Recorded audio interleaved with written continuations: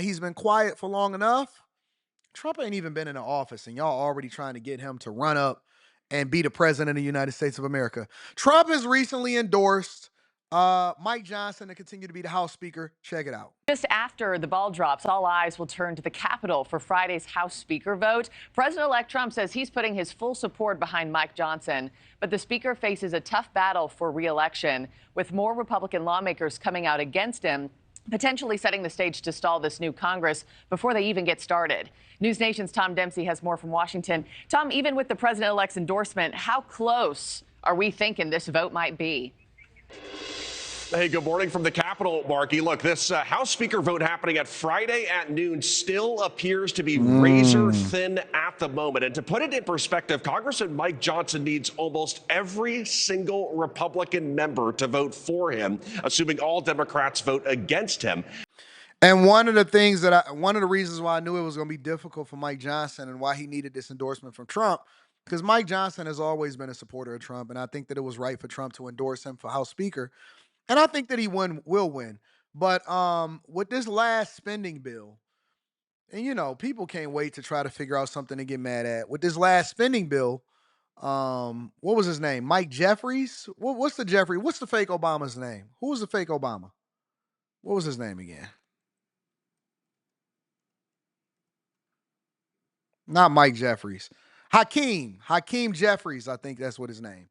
Hakeem Jeffries. Remember when Hakeem Jeffries warned Mike Johnson and he said, listen, man, since we can't get all of our bloat, since we can't get the raises that we wanted, a $70,000 increase in our salaries, since we can't get these new pickleball stadiums inside of D.C., guess what? We are not going to help you.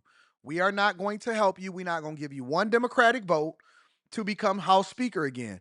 And this is why I still think American politics are so trash and still divided, because even though we have these legislative branches that is supposed to be protecting the United States of America and its citizens against itself, which is one of the reasons why you could just throw away the whole idea of Trump being a king in the United States of America, we can't really get anything done because people have a bias. They have an agenda. They're so focused on, I'm going to get you back, instead of working for the best interests of the American people. If there are Democrats that actually think that Mike Johnson is the best role for House Speaker, then they should help him. But we know that he's not going to get one vote from Democrats, so they're being 100% dependent on Republicans for every single vote in order for Mike Johnson to stay House Speaker. And if Trump endorses him, then I think that everybody needs to get on board. But we'll see how that plays out. One lawmaker spoke right here on News Nation, describing himself as not yet a yes during this vote, but he says the vote on Friday does bring an important discussion within the Republican Party. Take a listen. I don't think it's very realistic that somebody else is going to be able to come in and grab the reins. That's why I say most likely he will be the next speaker. But that doesn't mean there can't be conversations. This is where you have your leverage. This is the one time that you have before you elect a speaker to get assurances and a plan, something that makes sense to us. True Star, because I like to look at the chat as my co-host for the show. True Star, why do you say get rid of Johnson? Why do you say get rid of Mike Johnson? What is it that you think another speaker, and who do you think? Well, first of all, I don't like it when people say get rid of somebody, because I would like, if you ever going to say something like that, then you need to say this is who we need to replace this person with.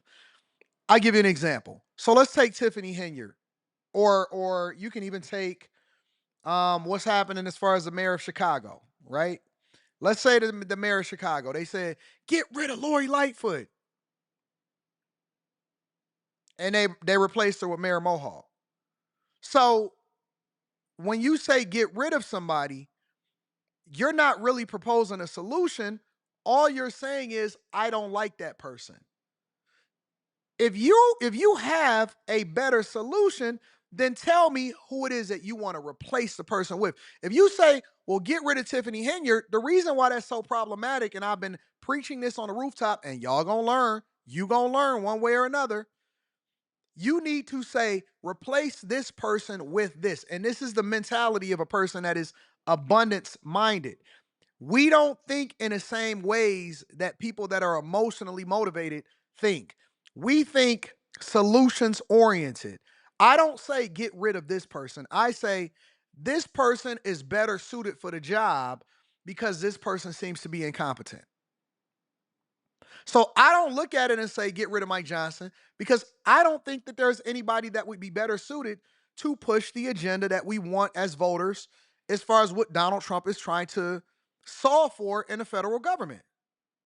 We need somebody that is on the same team as Trump that can drum up the votes to get a lot of these spending bills and this legislation passed over the next 2 years before the midterm elections.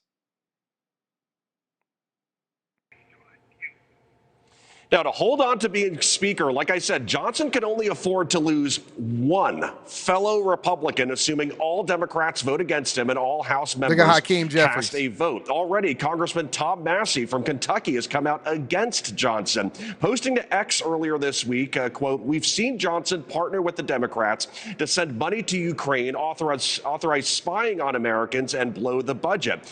That brings us to other possible no votes, including Freedom Caucus Chair Andy Harris, who has described himself as being undecided, as well as former caucus chair Scott Perry and Congressman Happy New Year to Andy everybody Biggs. that's just jumping into Congresswoman Victoria Spartz has also raised concerns about Speaker Johnson, saying he needs to lay out a plan to carry out President-elect Trump's agenda. On Monday, she released a list of requirements to earn her vote, including calling for spending audits. But like you said, Markey, Johnson picked up what could be the deciding endorsement on Monday from President-elect Donald Trump, who posted to Truth Social, quote, "The American people need immediate relief from all the destructive policies of the last administration. Speaker Mike Johnson is a good, hardworking, religious man. He will do the right thing, and we will continue to win." Johnson has also received support from billionaire Elon Musk. And we will note, too, that the House cannot conduct any sort of business until a House Speaker is elected. So, again, lots of people are going to be watching that vote on Friday at noon. Markey, the Republican Party, very much hoping to avoid similar drama to what we saw with former House Speaker Kevin McCarthy. Fun reminder, that was 15 ballots of voting over 4 days. Yeah, nobody can forget that. We were all on the edge of our seat for 4 days in a row. So, Tom, if Johnson isn't the Republicans' pick for Speaker, who could be? Well, let's be clear. Again, House Speaker Mike Johnson looking very much like the favorite right now, but there's just so many uncertainties with this vote. Like, we're seeing some criticism of how he's handled the job. So that's leading to this uncertainty with the vote. But it's important to note, too, that no one else has really expressed interest in being the next House Speaker besides Johnson. But that, to answer your question, who else might we see potentially emerge as a candidate? And if it's not. No, I don't want Rep. Jim Jordan, Republican in Ohio. I don't want Steve Scalise. And I do not want Tom Emmer. I don't. And that's the thing that I was just telling y'all when I said, listen, it's not about whether or not you like him or not. It's whether or not he pushes forward with the thing that American voters want. And nobody else has even expressed interest in the job. I think that a lot of people, and I love Byron Donalds. I absolutely love Byron Donalds. But a lot of people say a name inside of the chat because that's the person that they're most familiar with, because they've made themselves known. But the thing that you have to ask yourself, and I'm not saying that Byron Donalds can't do this, is can whoever the potential person is that will replace Mike Johnson actually do two things? Do they push forward the agenda that we want as far as what Trump is trying to do? And can they drum up votes and support outside of the Republican Party? Let me say it again. Can they push the agenda that we want as voters of what we want to happen inside of the United States of America, while at the same time maintaining relationships and drumming up support amongst people that's not even a part of the Republican Party, because that is how you get things done. The goal is to get things done. It's not about whether or not we like somebody or name recognition. It's about whether or not the person can drum up the support to get past the things that we want done inside of the White House, inside of our Congress, inside of our Senate, so on and so forth. And so that is the thing that we need to pay attention to. We got to put our business hats on. We have to be mindful. And if Trump is endorsing this person, then that means that they have a great working relationship, despite what the Democrats want, because you have to have the support from the Congress members and your legislature to get things done inside of the United States of America. That is the job. That is what the job is. And I think that Mike Johnson is perfectly suited for it. He catches a lot of criticism because you have a lot of extremists on both sides of the aisle. Johnson, you can see some of them right here. Congressman Jim Jordan remains a popular lawmaker inside the Republican Party and even launched a brief bid, but failed bid to be Speaker after the Kevin McCarthy drama. House Majority Leader Steve Scalise may also be mentioned as an alternate, as well as House Majority Whip Tom Emmer. But again, as of now, Johnson remains the favorite. But we're going to be closely watching any sort of developments leading up to this vote Friday at noon. So I'm going to stay on top of it. Again, Trump has endorsed current Speaker Mike Johnson. Hakeem Jeffries already warned us of this, so we knew that it was coming. And he said that the Democrats won't support Mike Johnson because they didn't get what they wanted in his last spending bill, in his temporary spending bill, to keep the government open before they went on vacation for the holidays.